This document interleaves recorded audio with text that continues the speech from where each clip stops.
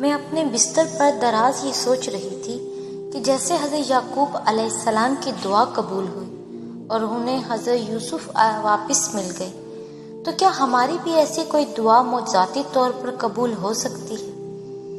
اس سوال سے میری آنکھیں نم ہو گئیں اور اسی لمحے مجھے اللہ کا ایک مبارک نام المجیب، قبول کرنے والا، جواب دینے والا یاد آیا، اور میرے آنسو تیزی سے میرے چہرے کو بھگونے لگے۔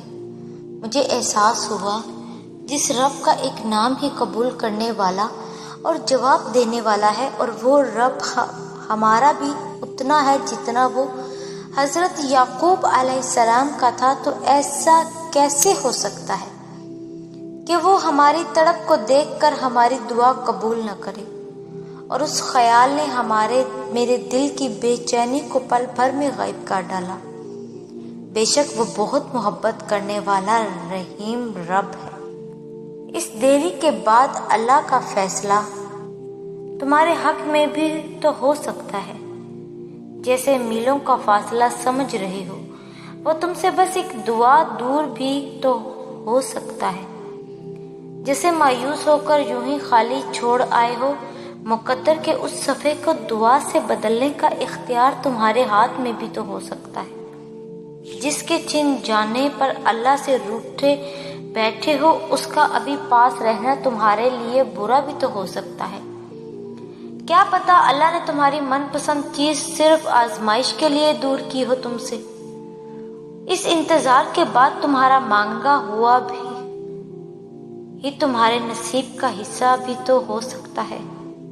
توکل رکھو جو تم گمان بھی نہیں کر سکتے، تمہارے یقین سے وہ سب ہو سکتا ہے۔ ساری بات تو بس اللہ کے ایک حکم کی ہے، وہ راضی ہو جائے تو اس کے کن کے بعد کیا نہیں ہو سکتا۔ جب رابطہ عرش کے مالک سے ہے، پھر خود کو مایوس نہیں کیا کرتے، اسے جب مرضی بات کر لیا کرتے ہیں۔ جب اسے ہمت مانگی جائے، اسے صبر مانگا جائے، وہ جانتا ہے میرا بندہ مانگ رہا ہے مجھ سے، میرے علاوہ اور کون دے گا؟ بے شک دعا صرف اللہ سے کی جاتی ہے، تو کیسے نہ دے گا تمہیں سکھ، کیسے چھوڑ دے گا تنہا تم کو؟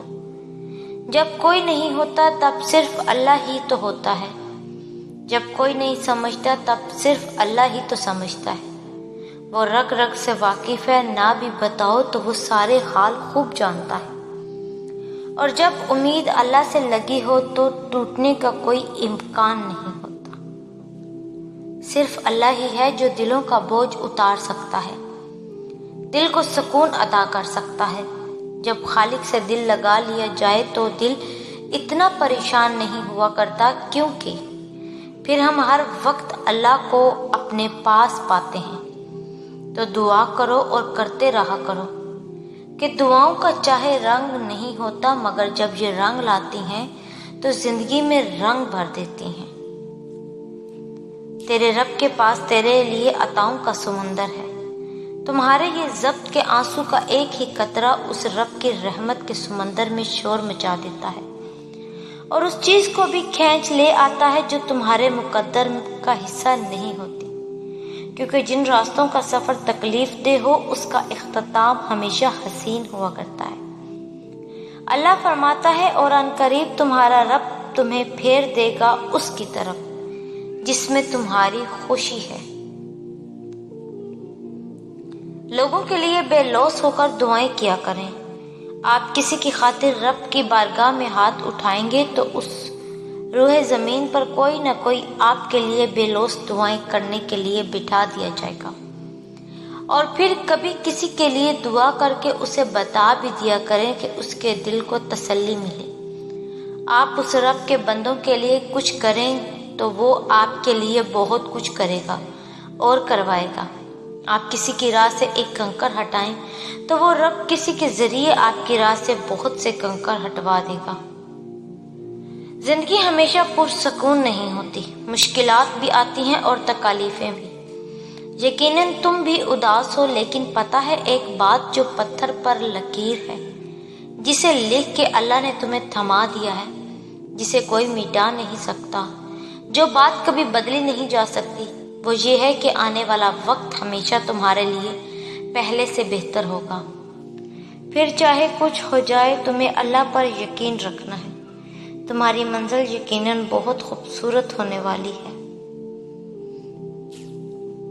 بڑی طاقت رکھی ہوتی ہے اللہ نے ٹوٹے ہوئے دلوں میں، اور جب ان دلوں کا ایمان بھی اتنا ہی طاقتور ہوتا ہے، نہ کہ ان کے دل ریزہ ریزہ ہو کر بھی بکھر بھی اللہ سے مانگتے ہیں، تو پھر کائنات کی کوئی بھی قوت ان دعاؤں کو نہیں ہرا سکتی۔ پھر ان کی زبان جو کہتی ہے اللہ اسے ممکن کر کے رہتا ہے۔